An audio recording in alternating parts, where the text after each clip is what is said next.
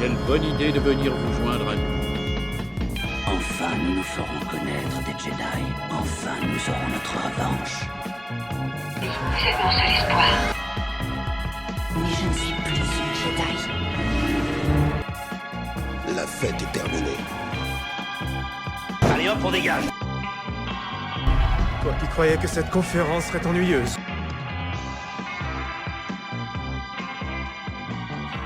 Bienvenue dans le podcast Le Premier Désordre. Attention, perturbation météorologique de l'espace. Le sujet de Vision est reporté à la semaine prochaine. Plusieurs météorites semblent se diriger vers notre vaisseau. Plusieurs de nos éminents membres ont décidé de ne pas risquer leur vie en se déplaçant aujourd'hui même. Mais nous sommes prêts, les boucliers sont allumés. Et c'est parti pour le désordre des présentations. Alors on commence avec Adasai, maître Sith, qui profite pleinement de son titre pour venir une fois par semaine nous voir et quitter son nouveau palais en construction. Comment vont les travaux ? Tout va bien. Bonjour Zarkon, bonjour à tous, content d'être là. Et c'est parti, donc on continue avec Tony, Porg Sith, qui a rejoint ici même son maître pour lui souffler plus d'informations en cas où sur le sujet du jour. C'est ça, en plus il n'est pas très expert sur le sujet, alors il fallait que je sois là. Voilà, tu viens l'épauler. C'est ça. Un grand merci à Alvi et son droïde GA97 qui enregistre le débat pour les archives de l'émission. Jetsam n'est pas là, il a dû aller combattre des droïdes de l'ancienne République qui ont fait un soulèvement dans une décharge dans la bordure extérieure. Et en prime, il doit finir de regarder les épisodes de Vision pour apporter son soutien à cette expérience visuelle la semaine prochaine. Et on a Angok. Alors j'avais dit que justement, chasseur de primes Wookie, que tu avais dû rattraper une proie qui avait fui avec ton vaisseau et tout ton stock pendant l'émission de la semaine dernière, et que c'était pas une journée. Non, c'était pas une journée très agréable. Je commence d'ailleurs à peut-être repenser à une reconversion. C'est vrai. J'y réfléchis, mais chasseur de primes, c'est pas évident tous les jours, donc j'y réfléchis. Ah mais si la suite la semaine prochaine. Hein. Si chasseur de primes ça paye plus, il n'y a plus rien qui paye dans Star Wars. Là. À voir. En tout cas, gardez un peu votre argent parce que moi, Zarklog Itorien, brocanteur de l'espace, je vous ai sorti de ma besace un petit cube. Alors un cube qui se mâche comme un chewing-gum et qui permet de faire une bulle autour de votre tête et qui devient une sorte de scaphandre en cas d'urgence. C'est fragile mais c'est pratique. On a la force, on en a pas besoin. 29 crédits standard l'unité. Si ça avait été le Tesseract à la limite, là c'est léger. C'est pas mal en vrai. Hein. C'est pas mal. Par contre, c'est aussi fragile qu'un chewing-gum. Hein. Donc s'il y a un truc qui éclate, ça éclate sur ta tête. En fait. C'est vachement moins bien d'un coup. Je passe mon tour du coup. C'est combien 29 crédits à l'unité. Hein. Tu sais, c'est des stocks. J'en ai un peu en. Bon, je peux en prendre une au cas où, on sait jamais. Voilà, c'est ça. C'est pas. Allez, je prends. Ok, merci. J'en ai vraiment vendu un sur mes 6000 unités. Donc voilà, hop, je change de page directement. Alors voilà, quelles sont les actualités ou votre actu Star Wars qui vous a marqué ces dernières semaines ? Il y a de quoi dire, Ouais, il y a des trucs à dire. Je sais qu'il y a Ouais, j'ai beaucoup de trucs à dire. Ouais. Allez, vas-y Adasai, allez, c'est parti. Du coup, j'ai fini La Lumière des Jedi la semaine dernière, le livre. Donc le premier livre de la Haute République. Ouais, voilà, c'est ça. Alors ton verdict ? Moi j'aime bien ce qui a été fait. J'ai tout le temps peur un peu de me perdre entre les personnages, les espèces, de savoir justement de m'y retrouver dans tout ça, et finalement ça a été. La narration elle est vraiment bien faite, et ici il y a vraiment des personnages que j'ai hâte de revoir et dont j'ai hâte d'avoir plus d'informations aussi. Donc c'est plutôt cool, c'est plutôt bien fait. Tu recommandes ? Je recommande, et j'ai acheté en pleine ténèbres, c'est ça ? Ouais, c'était en pleine ténèbres de Claudia Gray. Claudia Gray, ouais, du coup le deuxième paru chez Pocket pour l'instant, de la Haute République. Et j'ai commencé aussi, et c'est cool, ça se passe exactement dans la même temporalité. Donc tu as des liens avec des personnages que tu as dans l'autre livre, et tu en as du coup dans celui-là au début. Et voilà, c'est pas la même chose, mais c'est quand même bien aussi. C'est quand même je suis tout de suite rentré dedans aussi. Donc il y a le futur perso préféré de tout le monde, Géode, la pierre qui ne bouge pas. Et... Je sais pas si vous en avez entendu parler. Donc du coup, au tout début du livre, t'as des Jedi qui font la rencontre d'un équipage de vaisseaux parce qu'ils doivent aller avec eux à un endroit. Et du coup, en fait, leur navigateur, c'est Géode, c'est une sorte de pierre. Mais c'est un être vivant quand même, et du coup il bouge pas, il parle pas, mais l'équipage du vaisseau il le traite comme un membre à part entière, et tu vois que les Padawan ils comprennent pas trop la relation, ils comprennent pas que c'est un personnage distinct, tu vois. Et c'est assez cool, il y a quelques petites blagues. Enfin, à un moment, il y a un moment, il est quand même à un autre endroit dans le vaisseau, mais tout le monde se demande comment il a fait pour se déplacer, des trucs comme ça. Bon, c'est assez rigolo, c'est sympa. Bah, je serais curieux d'avoir ton avis quand tu auras terminé ce roman-ci pour voir entre ces deux premiers, lequel t'aura paru encore plus concluant, même si c'est encore bien si les deux sont... Avant le troisième qui sort 2022. Alors il y a la deuxième vague qui est sortie aux États-Unis, je pense, et nous, je pense que c'est début janvier quand on a la deuxième vague de... Parce qu'en fait ils font vraiment adultes, ado-adulte, et après c'est jeunesse, et après vraiment, donc c'est par vague de 4-5 livres. Mais c'est les deux tout en haut, on va dire, les plus intéressants. Quoi, et après, du coup, il y a aussi une nouvelle qui est sortie il n'y a pas longtemps. c'est toi qui me l'as envoyé, mais sur Star Wars Vision, sur l'épisode 1, donc bon, on va en parler du coup la semaine prochaine, mais l'épisode 1 qui est un des meilleurs épisodes de Vision, il y a une nouvelle qui va sortir le 12 octobre en anglais. Et du coup, beaucoup plus tard en français. Hein. Je crois que c'est vraiment juillet 2022. J'ai pas vu s'il y avait une date. Je crois que c'est juillet 2022. Okay. Et en gros, c'est sur Rona, et c'est sur le héros, quoi. Et c'est une nouvelle assez conséquente. Je pense qu'il y a plus de 300 pages. Ah oui, quand même. Et du coup, je connais quelqu'un qui s'est déjà fait avoir et qui l'a commandé en anglais déjà, qui le reçoit à la fin du mois. C'est toi? J'ai pas dit que c'était moi. Ok, d'accord. Je connais quelqu'un qui connaît cette même personne. Voilà, c'est ça. En tout cas, tu diras si le colis sera bien réceptionné. Je dirai ce que cette personne en a pensé. Peut-être même qu'il pourra me prêter le livre, on verra. En tout cas, c'est quand même fou parce que s'il a fallu écrire 300 pages, la personne a dû démarrer quand même pour le coup assez tôt son histoire. Je sais pas si Vision s'est sorti en même temps partout. Mais ce qui compte, c'est que le roman contredise. Ce qui est important, c'est que le roman contredise ce qui a été vu dans l'épisode de Vision, comme ça. C'est important. Histoire qu'il y ait une certaine logique à l'univers Star Wars. Voilà, c'est ça. Voilà. Histoire de montrer que même là, ça va poser problème. C'est cool. Voilà, c'est tout pour moi, je pense. Il y avait le truc qu'on peut dire tous ensemble et qui nous a tous marqué aussi. Peut-être que toi, c'est Angok qui allait en parler justement. Je suis pas sûr que ce soit la même chose, mais moi, la seule actu que j'ai eue cette semaine, c'est sur l'annonce de la nouvelle série qui va sortir à la fin de l'année. Oui. Sur le livre de Boba Fett. On attendait, qui était annoncé pour 2021 et qui va sortir le 2022 moins 3 jours, quelque chose comme ça. Donc, 2021, mais bien repoussé. Ils avaient dit Noël 2021. Ouais. Ils avaient dit Noël. Ils avaient dit Holidays 2021. Voilà, ils ont tenu jusqu'au bout, ils ont tenu leur parole, mais voilà, ça a été juste. Ils ont sué pour que ça rentre dans les cases, parce que sinon Internet allait être en feu et en flamme si on n'avait pas notre série en fin d'année Star Wars. Avec une superbe affiche. Alors, c'est ça, je pense qu'on peut discuter de l'affiche. Vous en avez pensé quoi en fait de cette affiche? Elle m'a pas dérangé.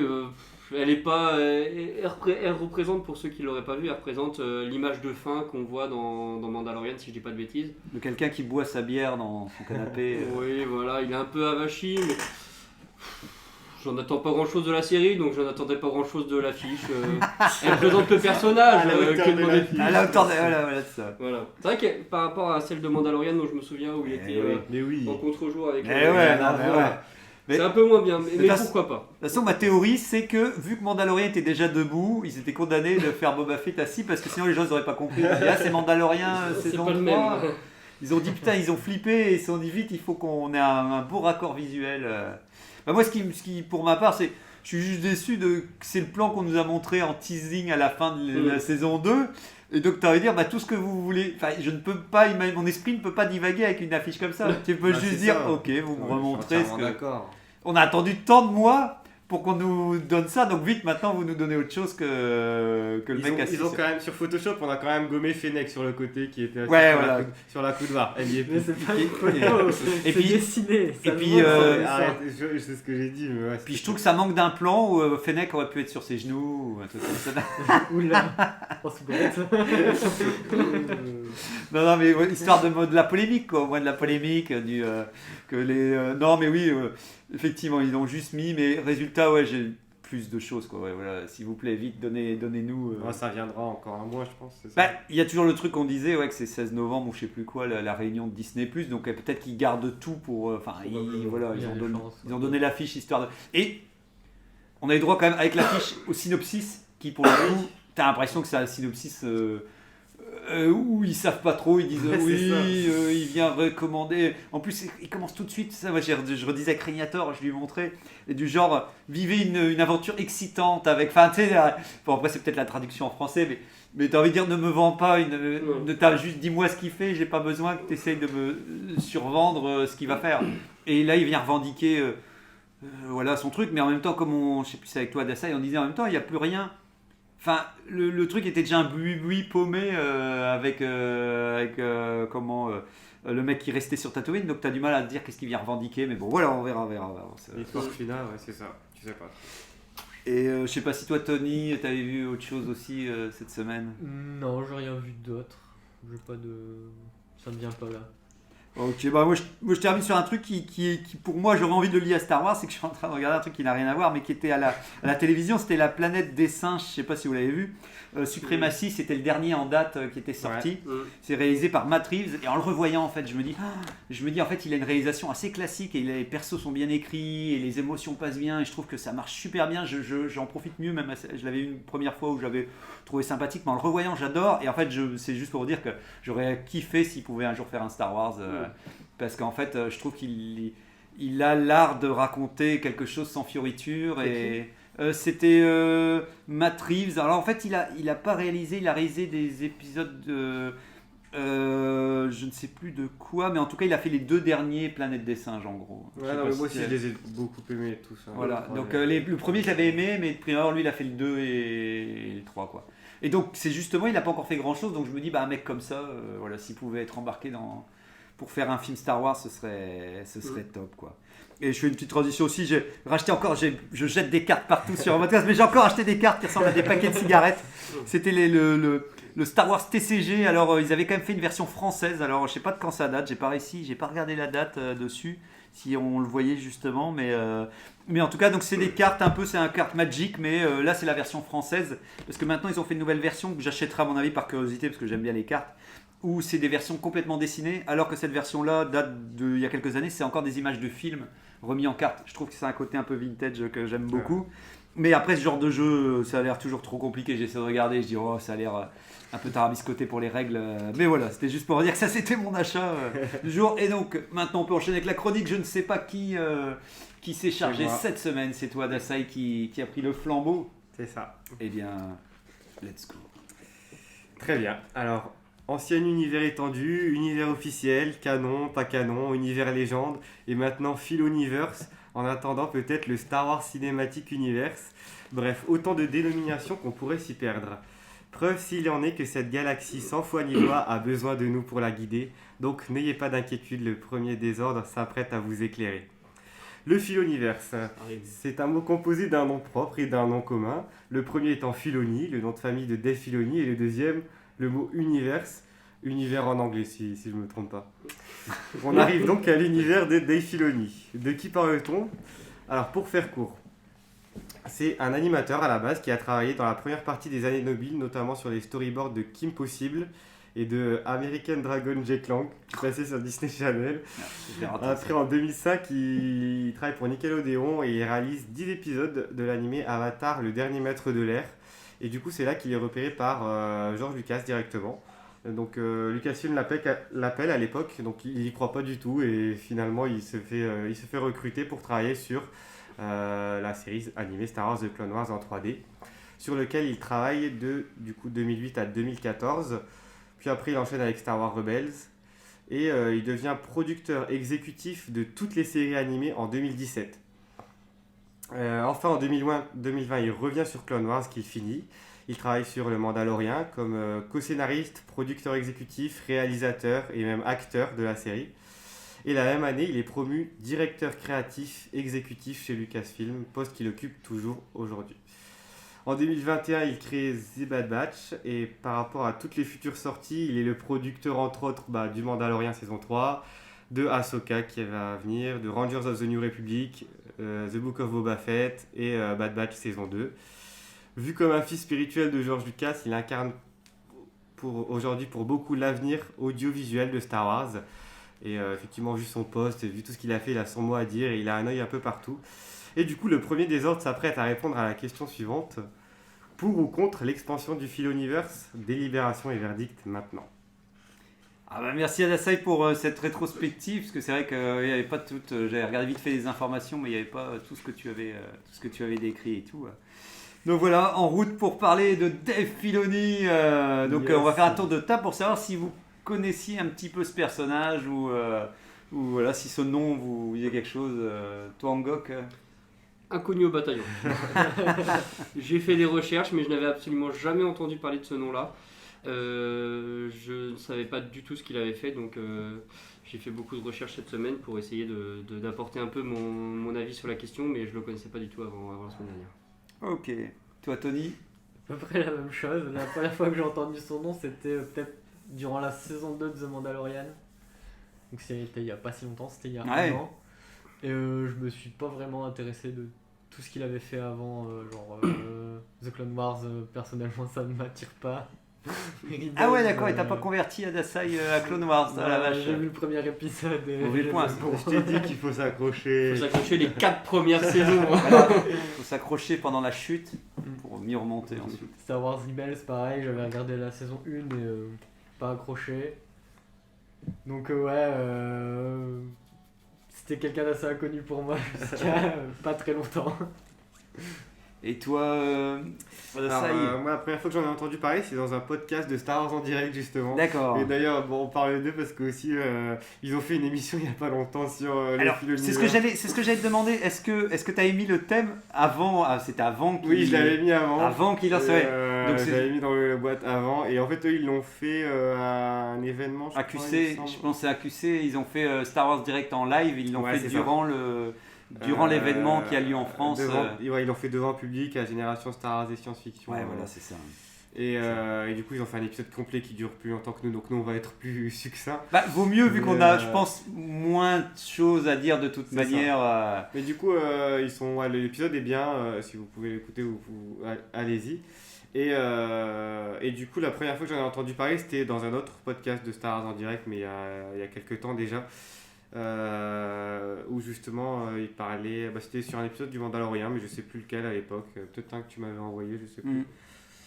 Et du coup on parlait de Dave Filoni comme réalisateur de ces épisodes-là et même scénariste, et du coup qu'il a incarné justement, comme on l'a dit, de la vision de l'audiovisuel de Star Wars aujourd'hui, et qui prenait de plus en plus de place, pas forcément péjorativement, ce que je viens de dire. Ouais, il est monté en grade, comme tu l'as précisé on sent que c'est quand même quelqu'un qui a fait ses armes et puis il a réussi à se faire une place directement à côté de George Lucas, donc sûr qu'il a pris la place de Jabba the Hutt sur Tatooine. Il s'est assis sur le fauteuil. C'est ça. Donc il a aussi beaucoup de légitimité en fait, mine de rien, dans Lucasfilm, autant du côté Disney que du côté du coup Lucas. En tout cas, c'est sûr que ça donne pas l'impression. C'est pas quelqu'un qui a été pistonné, qui arrive comme ça. J'ai l'impression qu'il a longuement continué à œuvrer sur ses séries, sur ses œuvres, jusqu'à ce qu'il ait une reconnaissance des fans de l'univers et que son nom tout doucement commence à prendre du poids. Ça, après moi, tout ce qu'il a fait, c'est déjà des choses qu'on a évoquées dans les podcasts et que j'aime beaucoup. Donc t'apprécies beaucoup. Je vais pas mentir que c'est quelqu'un que j'aime bien. C'est un peu de ce que j'entends aussi souvent on parlait de la jeune génération et tout, et qui ont grandi avec Clone Wars.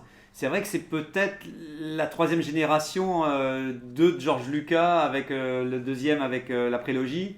Et lui, en plus, il a tenu la barre pendant les années où Star Wars n'avait plus vraiment d'actualité. Et c'était la seule chose qui était réalisée, c'était Clone Wars, comme on disait dans d'autres émissions. Et donc je sais qu'à un moment... Moi j'avais entendu, je pense que c'était dans un Star Wars en direct ou non, c'est Outriders aussi, un autre podcast qui est super aussi, où ils ont aussi accordé une émission à Filoni qui est vachement intéressante aussi. Et ils expliquent un petit peu les origines du personnage aussi, comment il a rencontré George Lucas et tout ça et tout. Et ils expliquaient, ils le expliqueront mieux en détail si vous voulez écouter, mais c'était juste pour vous remettre dans le contexte, pour dire que les deux hommes se sont vite appréciés et qu'ils ont vu que c'était sur la même longueur d'onde. Et que très rapidement, c'est comme quand quelqu'un rencontre quelqu'un qui a un peu les mêmes idées, les mêmes envies. Ça a vite pris, ça a matché très rapidement. Il était fan vraiment de l'univers aussi de Star Wars avant de commencer, même quand il travaillait pour Disney pré-rachat, on va dire. il était fan hardcore quand même de Star Wars. Il venait sonner chez George Lucas tous les jours au Skyhorn Ranch pour dire laissez-moi rentrer. Ouais, c'est ça, avec son chapeau. Il a tout le temps un chapeau aussi. Voilà, une sorte de chapeau d'Indiana Jones, et moi je l'ai reconnu souvent grâce à ça, parce qu'effectivement il le garde toujours.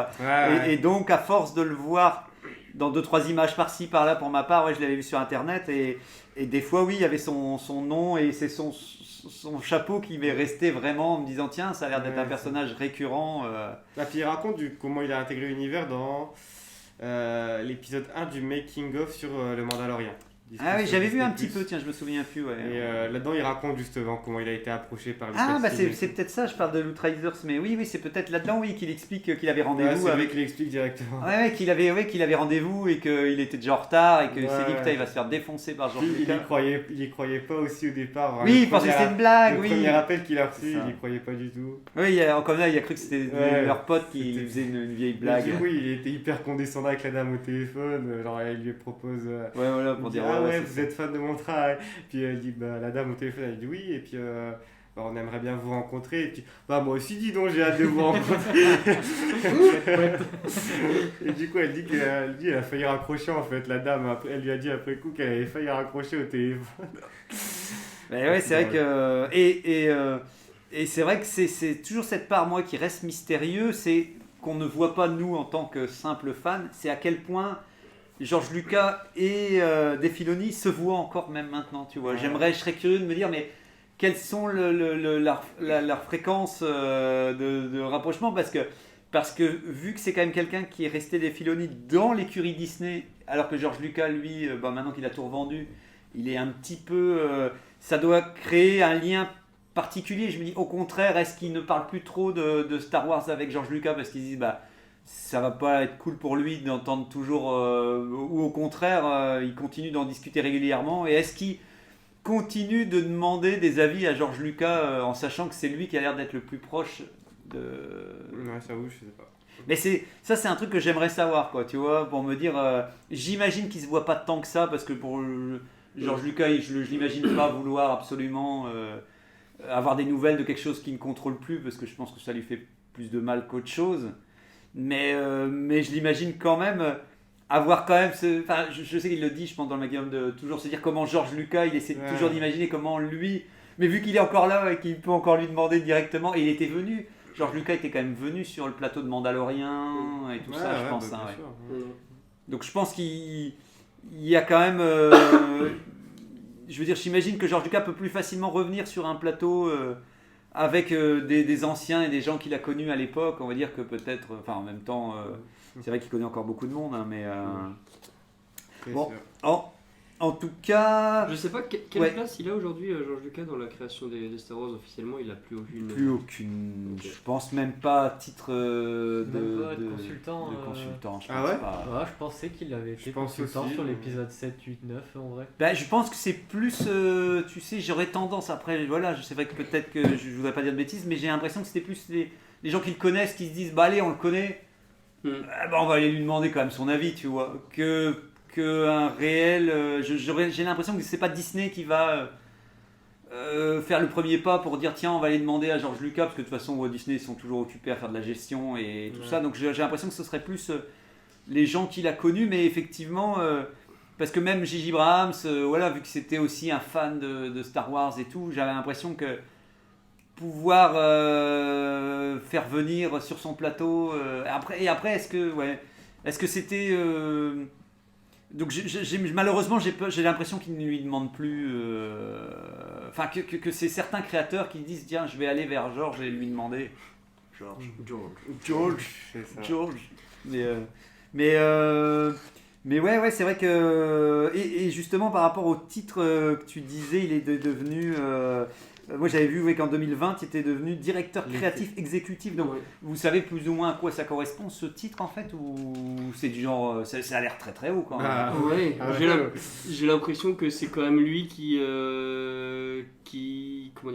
définit les différentes créations qui vont être faites, et puis probablement qui valide ou pas, qui les valide et puis après qui les met en application, parce qu'il y a aussi directeur créatif exécutif, c'est-à-dire qu'il aura toujours un rôle d'exécutants, de réalisateurs ou de choses comme ça. Ouais. Enfin, j'ai l'impression que ça pourrait ça, quoi. Ah, ça fait très nouveau George Lucas au final.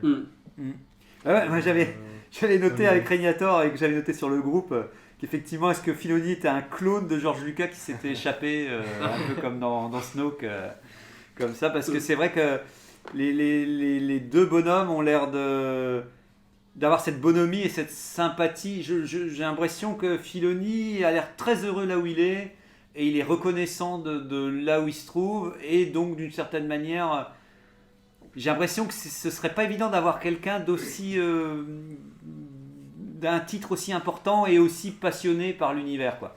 J'ai l'impression qu'en général ce sont plutôt des gens qui ont effectivement un pouvoir de droit de vie et de mort sur des projets, mais purement assez éloigné de l'univers en lui-même, quoi. Alors que lui, comme tu disais, Hancock, il a l'air d'avoir les deux casquettes, vraiment les mains dans le cambouis et en même temps prêt à tout recevoir sur son bureau au niveau des prochains projets. Mais en même temps, connaissant Disney, jusque où il a le pouvoir de décider quelque chose, tu vois, parce que j'ai l'impression que...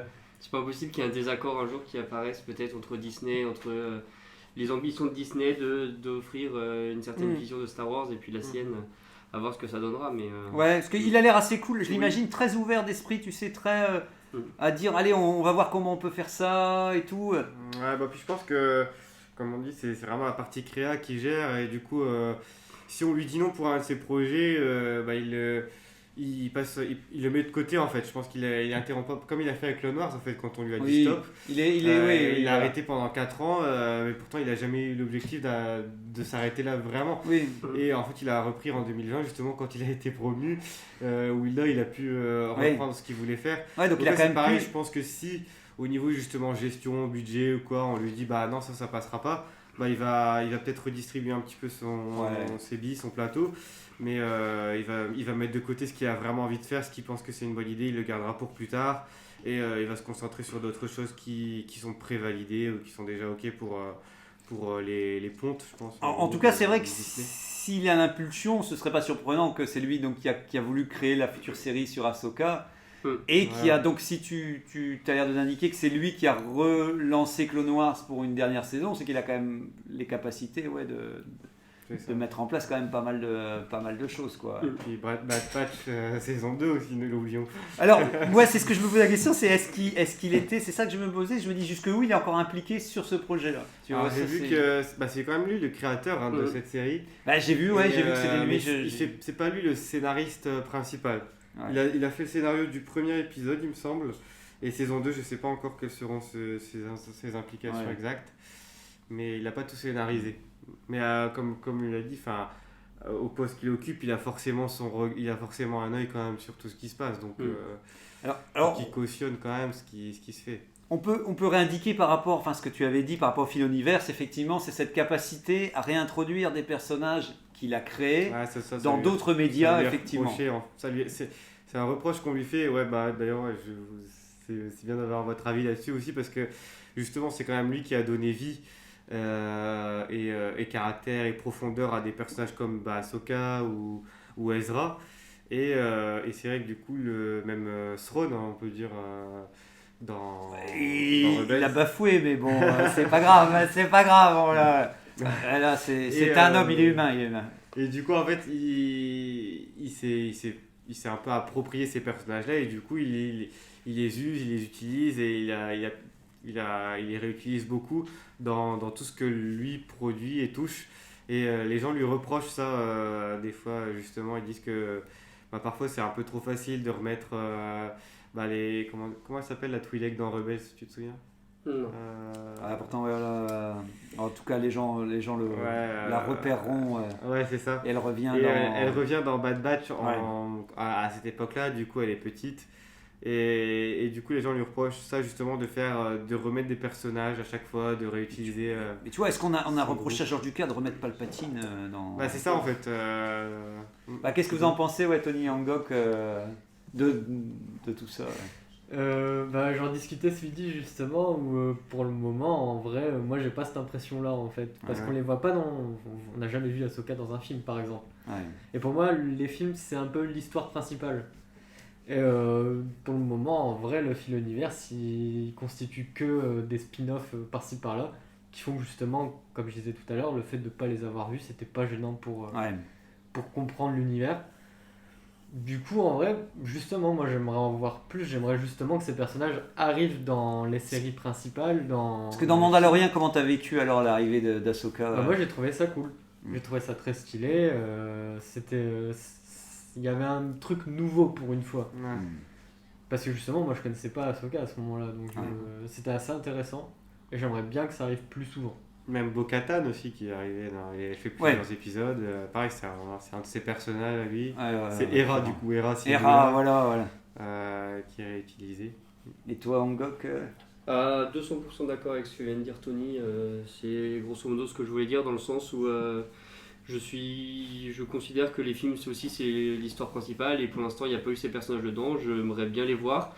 Quant à savoir si c'est bien de réutiliser les personnages d'une série à l'autre, je suis pour le fait que c'est dommage de faire un personnage pour une série et de ne pas le réutiliser derrière, parce qu'il y a un univers riche, mais aussi il y a des bons personnages et c'est dommage de s'en priver. Donc, une des critiques, là, pourquoi pas, quoi. Une des critiques qui revenait souvent et qui pour moi touche un peu à la limite de l'exercice, c'était qui était indiqué dans une émission de Star Wars en direct, je pense, c'était le fait que ça donne un peu l'impression que l'espace est très petit et qu'on retrouve toujours les mêmes personnes impliquées. Et qu'à force on réduise un petit peu l'univers à force de recroiser ce genre de personnages un petit peu partout. Mais ça c'est vrai, mais c'est aussi vrai dans les films. Enfin, j'ai pas trouvé que depuis récemment ça devenait comme ça. C'est un fait, dans les films on suit tout le temps les mêmes personnages. On dit qu'il y a une infinité de planètes, mais on voit pas du tout une infinité d'espèces. On en voit 2-3, dont certaines où on les voit juste dans le Parlement, par exemple, pour la prélogie ou des choses comme ça. Il y a toujours eu cette espèce de... Mais en même temps, si on se disperse trop, on en perd l'intérêt, quoi. Chaque personnage est évoqué 5 minutes. Donc oui, et puis même dans la postlogie et dans la résistance, normalement ils sont toute une galaxie et ils sont 100 résistants peut-être, quoi. À un moment, à la fin du 8, ils sont même 15 résistants dans le Faucon Millenium. Donc oui, c'est rétréci au maximum, mais ça me dérange pas parce que ça ne nuit pas l'histoire, au contraire, je pense. Je suis assez d'accord. Je suis assez d'accord, et comme tu dis, sinon on s'y perd ou on s'attacherait. Si on effleurait juste les personnages, on s'y attacherait pas, on en aurait un peu plus rien à faire de ce qui leur arrive. Et puis à la fois, je trouve dans Star Wars, ce qui fonctionne bien, c'est ces genres de destins un peu extraordinaires, justement, où une personne, elle est vouée à faire de grandes choses, pas forcément parce qu'elle a un nom, mais aussi ça peut être ça ou ça peut être d'autres choses. Et du coup, il lui arrive plein de choses. Et ce destin extraordinaire fait qu'elle rencontre forcément des choses extraordinaires sur sa route et elle emmène, elle a une certaine aura autour d'elle qui l'emmène dans ses aventures à rencontrer d'autres gens pareils et tout ça. Et donc pour moi ça me dérange pas du tout. Je trouve que ils en abusent pas non plus, et comme vous avez dit, on peut pas reprocher à Dave Filoni de faire ça vu que George Lucas, c'est ce qu'il a fait avec ses 3 PO film, avec ses 3 PO à chaque fois. Et même la position qu'il a actuellement, ça doit pas être évident d'essayer de redonner un nouvel élan à Star Wars en essayant de garder les nouveaux et l'existant. Je trouve ça normal de vouloir essayer de créer de nouveaux personnages, de créer une nouvelle dynamique et tout ça, et ça me dérange pas de plus revoir les anciens personnages qu'on avait l'habitude de voir et de grandir avec une nouvelle génération de personnages non plus, quoi. C'était un truc qui revenait souvent quand on parlait du Filoniverse et tout. C'est que même, on parlait même avec Régnator Dasai aussi, c'est de me dire que dans les romans à l'époque légende, en fait chaque créateur a fait plus ou moins la même chose. À chaque fois qu'il a créé son univers, une extension de Star Wars, il a toujours installé 2 ou 3 personnages, et en fait c'est vrai que c'est la partie la plus positive du roman, parce que souvent c'est l'occasion de profiter des anciens personnages qui existent déjà depuis un moment et d'en découvrir de nouveaux. Et ce qui revient souvent, j'ai l'impression que c'est aussi pour acquérir une certaine forme de liberté, parce que le poids sur les épaules d'un Luke Skywalker ou d'un Dark Vador ou des choses comme ça, tu peux toujours en faire quelque chose, mais il y a toujours un moment, effectivement, c'est un peu pourquoi ils ont bazardé Légende en disant oh là là, si on doit commencer à prendre en compte tout ce qui existe, on n'a pas fini. Et j'ai l'impression que pour les romanciers, en tout cas ça a toujours été ça, ils ont toujours créé un personnage qui permettait d'exister dans l'univers qui n'a pas été créé par eux, mais d'une certaine manière c'est la porte, c'est un peu le vecteur de ce qui eux veulent insuffler à un nouveau personnage. Et ce qui est le plus intéressant, et je pense que pour Dave Filoni, c'est un peu ça quand même, dans cette manière-là que les choses sont faites, c'est que plus le personnage a une reconnaissance au niveau des fans, plus lui-même l'aime, et plus il aime, plus il peut le faire exister. Ouais, Là où peut-être dans la postologie, quand on disait comme Captain Phasma, qui arrivait comme ça de but en blanc et qui n'a jamais par exemple pu exister par elle-même et qui peut encore devenir quelqu'un si d'un coup... Elle existe dans Résistance. Et voilà. c'est vrai. Est-ce qu'elle t'a apporté, est-ce que tu l'as mieux aimé dans Résistance que la postologie? J'étais content de la revoir. Après, Ouais. j'ai beaucoup critiqué Résistance et je suis moins critique maintenant. Bah t'avais dit que t'avais tout vu et que pour finir J'ai vu t'avais- la saison 1 seulement. Et là aussi, c'est pareil, mais c'est que la série elle est quand même décriée un peu partout. Et pareil, là, je crois qu'il y a quand même aussi des billes là-dedans, Filoni, même s'il n'a pas tout fait. Oui, il a dû un petit peu regarder de loin le... Mais c'est vrai la série, que du coup, c'est bien d'avoir eu l'opportunité de remettre Phasma dedans. Mais c'est pas trop mal. ouais, la question c'est que je vais poser, est-ce que ce système-là va pas être repris aussi, alors que ça part au début d'une volonté d'un fan et de quelqu'un de passionné qui se dit moi je veux étendre mes personnages parce que je veux leur apporter quelque chose de plus dans cet univers, à Disney qui va nous faire le coup de Marvel en disant ah bah ouais, si c'est ça que les gens ils veulent, que tout il soit relié, machin et tout, eh ben vas-y, attends, si c'est ça que les Il gens... a un avis là-dessus. Ouais, voilà, parce que moi j'ai l'impression que Disney va vite comprendre le filon, et plutôt que bien l'exploiter, il va nous le mettre n'importe comment, quitte à nous en dégoûter, et d'un coup à dire Filoni, on aura ta peau, alors qu'en fait c'est Disney qui va foutre le brol, quoi. Bah justement, ça fait pas ça avec Marvel, je trouve. Ah mince. Si, il y a quand même tout ce côté, tout est imbriqué, toutes les histoires s'imbriquent et au final, on met tout le monde ensemble et on fait un gigafilm. Je pense très clairement que Star Wars va tourner vers ça, surtout si... Il va tourner mal. Il va mal tourner. Non. Ou il va bien tourner, si c'est ça. Je pense que ça peut être une très bonne chose en vrai, parce que ça va faire venir des gens, du coup on aura plus d'histoires, il y aura plus de films, parce qu'en vrai, là, prochainement, on n'a pas de film Star Wars. On a des séries, on a déjà 40 000 séries qui arrivent, donc ça Oui, devrait... mais, alors typiquement, est-ce qu'on n'aurait pas préféré avoir un film Obi-Wan au lieu d'avoir une série Obi-Wan? Bof, on regardera trop de séries, après on en aura marre des séries, puis ils nous refont des films, de toute façon. C'est vrai. Quand ils sentiront qu'on est dégoûté, ils diront mais vous inquiétez pas, on va refaire un film au cinéma. Parce que toi, t'es fan du MCU, c'est ça? Et du Oui, coup... j'aime bien le MCU. Genre. Ouais. Enfin, il y a quand même un truc qui fait que la dernière fois que j'ai adoré aller au cinéma, c'était à la sortie d'Endgame. Ouais. Donc quand je suis sorti du cinéma, j'ai fait c'était incroyable. C'était Endgame, trop bien. J'ai pas... T'as dormi pendant le film ou pas? Bah, en fait, moi c'est pas le... C'est comme je te dis, ça me dérange pas, je comprends ce principe de transmédia, tu sais, et que plus un univers est connecté, plus on est content de voir que tout a sa place et que tout a une raison d'être et qu'en fait rien n'est laissé au hasard. Ça j'adore ce truc-là. Le seul truc que je regrette, c'est que, et que je sentais dans les autres débats qui ont parlé de ce sujet-là, c'est que des fois, il y a un petit goût d'artificiel, on relie les choses un petit peu artificiellement, et ce goût-là, je l'aime pas trop parce que ouais, c'est un peu comme si on voulait me faire croire que tout est relié, alors qu'en fait, au contraire, après, tu te rends compte qu'ils n'ont pas si bien réfléchi que ça à leur univers et que c'est un peu de l'esbrouf, en fait. Mais C'est je trouve juste- que C'est déjà le cas dans Star Wars, ils n'ont même pas fait de Star Wars Universe. Mais, non, mais C'est vrai qu'il manque parfois une certaine cohérence, je peux pas le nier. Mais par je trouve rapport à que- ce Liliane. Je trouve que dans les MCU, c'est vraiment flagrant à ce que tu dis, ou justement, j'ai l'impression que si tu loupes quelque chose dans le MCU, tu peux vite être perdu ou tu passes vite à côté de grandes choses de l'histoire. Tandis que dans Star Wars, et c'est ce qui fait que j'aime bien aussi, c'est que tu peux passer à côté d'une série, tu peux passer à côté d'un film. Film peut-être pas, mais d'un film, d'une série ou d'un bouquin ou d'un truc comme ça. Mais par exemple, tu vois, comme on disait, les gens qui ont regardé Le Mandalorian, qui ont vu l'épisode avec c'est pas Ahsoka, grave. ils ont pu trouver Ahsoka stylée, ils ont pu avoir envie d'en savoir plus pour elle. Mais l'épisode en soi ne t'empêche pas d'apprécier Enfin, il n'y a rien qui t'empêche d'apprécier l'épisode si tu connais pas l'histoire d'Ahsoka. Ce qui pour moi arrive dans tous les films Marvel maintenant, et ce qui fait que moi Je suis pas très d'accord, mais c'est... tu prends les films de super-héros, mais genre, tu sais, par exemple Doctor Strange, tu sais, où il n'y a qu'un seul super-héros, bah tu l'as pas vu, tu peux regarder la suite. Enfin, genre, moi, typiquement, j'avais vu les Infinity War et Endgame sans avoir vu Black Panther, tu vois. Et ça m'avait pas gêné.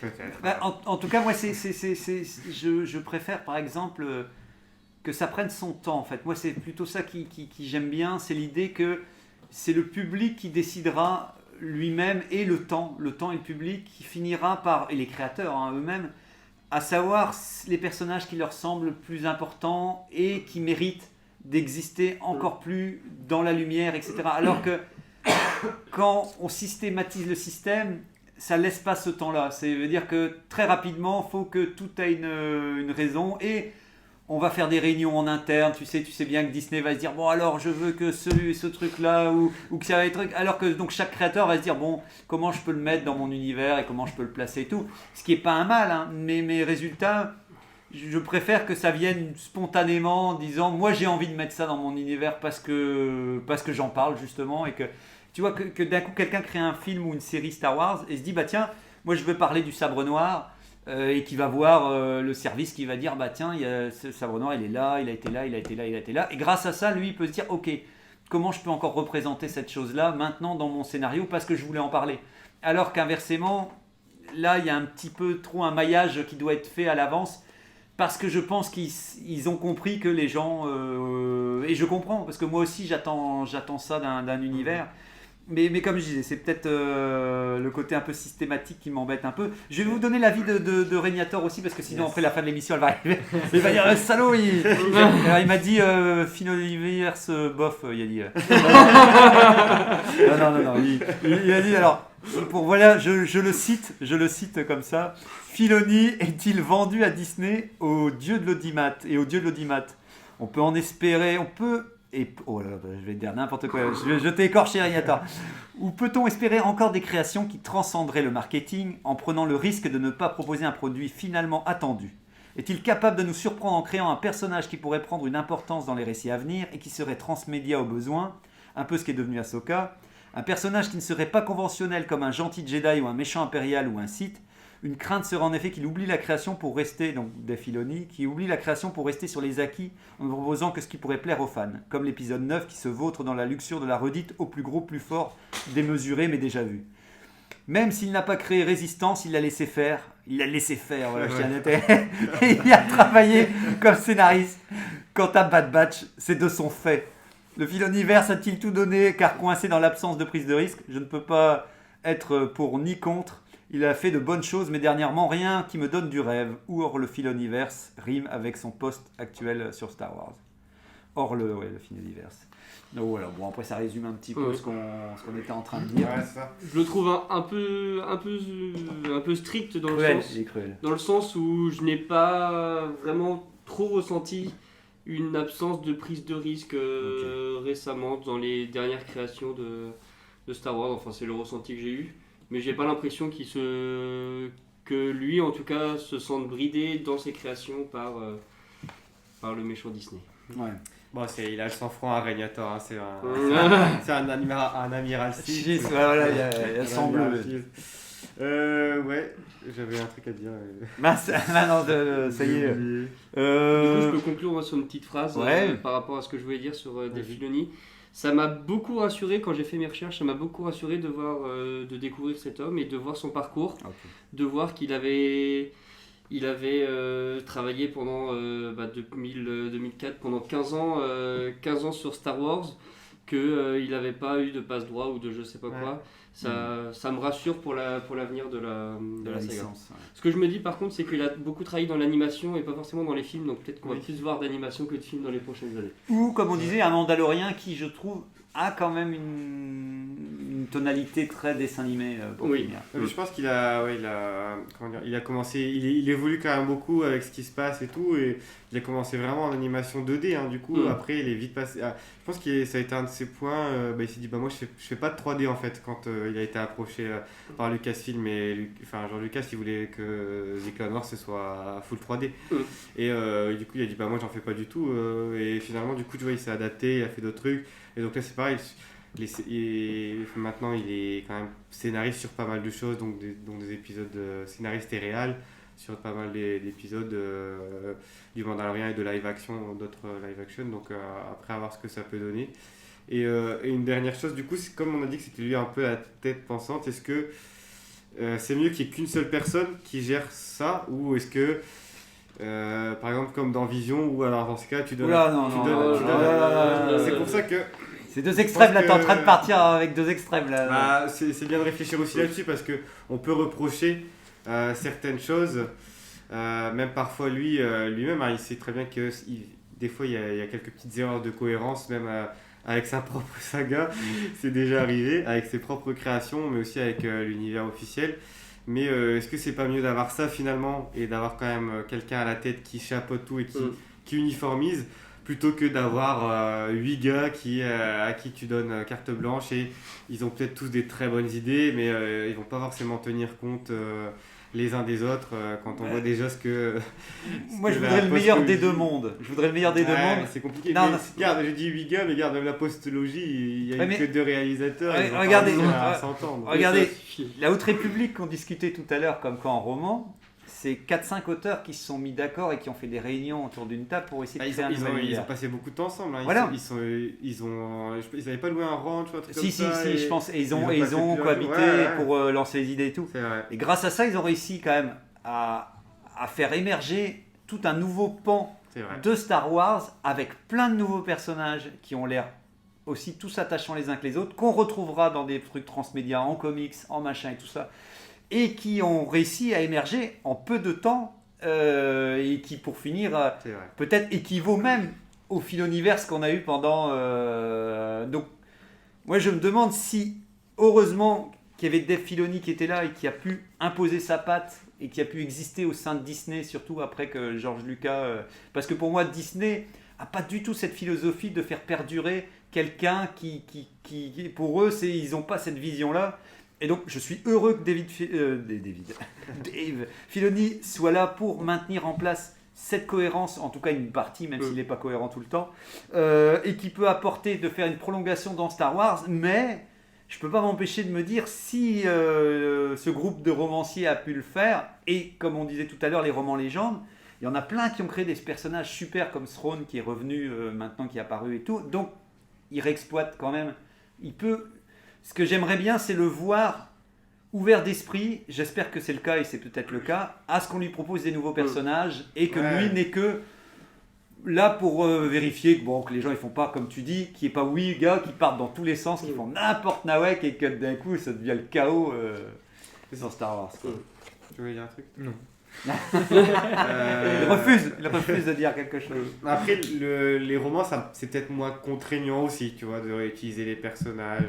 Parce que dès que c'est devient plus audiovisuel, tu as toute une notion d'acteur, une notion de budget qui est à prendre en compte. Mais niveau roman, ça me paraît plus facile de se mettre d'accord en une semaine ou en 2 semaines, tu vois, tu passes.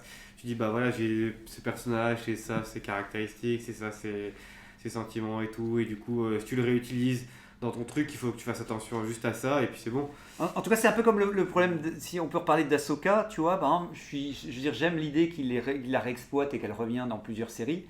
Par contre, ce que j'aimerais aussi, c'est qu'à un moment, lui-même se dise, là, on arrive comme il y a eu la fin de Dark Maul qui était un peu ringard. Mais en parlant de ça, du coup, dans Bad Batch saison 2, il y a potentiel, c'est possible que Dark Maul... J'ai lu ça cette semaine. Non. Parce que comme ça se passe un peu de temps après Solo, j'ai lu un article comme ça, je voulais te l'envoyer, j'ai oublié tout à l'heure. Ah ouais, parce qu'il est encore vivant en ce moment-là. Ouais. Ah ouais. Mais vas-y, je te laisse finir. Non, mais oui. Ouais, mais s'il est encore vivant en ce moment-là, tu vois, ça me choque. J'ai pas envie de le revoir. J'ai pas envie de le revoir parce que maintenant je connais son point final. C'est pour vous dire qu'en tout cas, ça me dérange pas que les persos sont réexploités dans d'autres univers et qu'ils continuent leur vie. Par contre, j'aimerais bien que temporellement, il y aura l'âge, parce qu'au bout d'un moment, il va se dire, bah oui, mon perso ne peut pas vivre 200 ans sans mourir. Mais j'espère sincèrement que ça m'a vraiment fait plaisir. Je reviens sur la Haute République, mais qu'à un moment, on s'est dit, bah tiens, il y a toute une nouvelle génération de personnages qui va s'intégrer à Star Wars. Donc j'espère que lui, en tout cas, ne perdra pas de vue.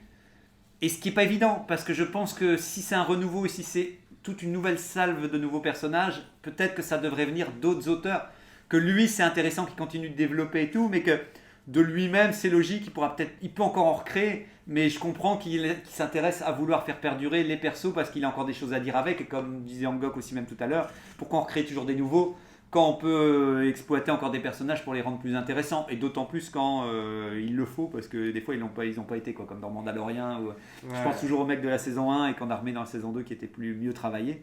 Mais c'est juste pour dire que... Ouais, bah c'est un reproche qui lui est fait aussi, quoi, et ça, il a du mal à mettre fin à ces personnages, mais George Lucas c'était la même chose, comme tu vois qu'il a réutilisé tout le monde dans la 7, 8, 9, mais ouais, comme tu dis, ce serait bien d'avoir quelqu'un qui sait le successeur qui sait mettre un point final à l'histoire d'un de ses personnages qu'il a créé de A à Z, et c'est tout, et c'est vraiment compliqué à faire, mais ça, je pense que c'est au global, quoi. C'est pas évident, parce que vu que c'est un flux, vu que c'est un flux continu, je comprends qu'après on s'y perd et on se dit, c'est parce que par exemple Ahsoka, jusqu'où parce qu'il y a un moment ça commence à être un peu compliqué, je trouve, quand elle risque d'interférer sur l'ancienne trilogie, la toute première, de dire elle existe encore alors que on est dans une période où on est censé ne plus avoir de Jedi, parce que ça c'est aussi un truc qui c'est peut-être aussi un truc dans c'est comme Fennec, le cas Fennec par exemple, quand on parlait tout à l'heure du problème avec Tony, de ça par exemple, Fennec qui revient dans Bad Batch, elle apparaît pourquoi? Pour pas grand chose, quoi, tu vois. C'était c'est un épisode ou deux, comme ça aussi. Alors on arrive on t'arrive à la conclusion. Alors pour vous, pour ou contre le Filoniverse? Toi Tony, t'étais pour. Moi j'étais plutôt pour, mais je suis plus pour en voir plus côté cinéma que série ou animé, ou à mon sens en vrai pour le moment ça n'apporte pas grand chose. Ah ok. Moi aussi je suis pour, forcément, comme j'ai dit, cette idée. J'aime beaucoup ce qu'il fait de base, c'est tout ce qu'il a réintégré, que ce soit même les choses qu'il a passées de l'animé au live, j'ai bien aimé. Et effectivement, comme aujourd'hui ça représente quand même une grande vision de l'univers, effectivement, j'espère que ça va se développer encore. Longue vie à Filoni, si ce n'est au Filoniverse, longue vie à Filoni, qui puisse continuer à perdurer et faire exister Star Wars à long terme. Les spectateurs s'en vont, ils quittent le studio mais en tout calme. Et donc voilà, en tout cas oui, j'espère qu'il continuera à maintenir en tout cas l'ordre dans l'univers de Star Wars, en attendant sa relève et d'autres personnes qui pourront l'épauler pour étendre l'univers correctement autour de Star Wars, quoi. J'espère. Donc super, en tout cas on termine avec le quiz, et parce que comme ça on clôture vite. Le moment T du quiz cette semaine à Angok, je pense qu'il a dû fuir parce que c'était l'heure. Donc c'est bien, ça termine avec la semaine, donc Angok à la semaine prochaine, et il ne pourra pas participer au quiz. Et donc la semaine prochaine, l'émission sera réellement sur le côté obscur qui s'affronte. Ah oui. Là, je pense qu'on a gagné. Sur le thème de Star Wars Vision la semaine prochaine. En ce jour, vous vous battez juste entre vous, les sites. Tony défie son maître en duel. La la la la la. Alors c'est parti, que le duel commence. Question un coup de sabre laser. Ahsoka Tano est une. Sa race est une quoi? Alors soit c'est une Hutt, une Togruta, une Nitorienne. Oh voilà, un coup de sabre dans Tony. Mais tu savais aussi, Tony. Question à un coup d'éclair dans le dos, attention. Ahsoka est originaire de quelle planète? Tarwai, Chili ou Filonette? Je sais pas. Le Chili, je dirais. Voilà, c'est Tony, il donne un coup d'éclair dans son maître, c'est cruel. Et donc question à décapiter son adversaire, attention. Elle a intégré l'ordre Jedi à l'âge de 12 ans. Attention, Tony va être décapité là, ça y est. 9. Et c'était 3 ans, donc c'est quand même c'est plus proche quand même. C'est quand même plus proche. On était tous avec un multiple de 3. Donc c'est une fausse décapitation, ça va. Tu es juste blessé, mais ton maître te laisse en vie, puisque lui-même n'avait pas la réponse exacte. Oui. On peut quand même un petit prochain thème au cas où. Mais oui, allez, on sait jamais si Vision. Alors normalement la semaine prochaine, la boîte est là. La semaine prochaine c'est Vision normalement, mais si c'est pas ça, voilà, on sort un truc, faut vraiment qu'on réimprime des sujets. Il y a encore des petits papiers dans la boîte, mais j'ai des papiers à réimprimer. Ah oui, il y en a quand même encore quelques-uns, dites donc. Ça y est. Quelles sont les espèces les plus classes et les plus éclatées de l'univers? Interdiction de voter pour sa propre espèce. Ah bah ça c'est bien. Voilà. Tu pourras parler mais tu pourras pas voter. Voilà, c'est ça. Tu pourras essayer d'influencer les autres à voter Porg. C'est ça. Mais, merci beaucoup. Merci, à la semaine prochaine. À la semaine prochaine. Au revoir.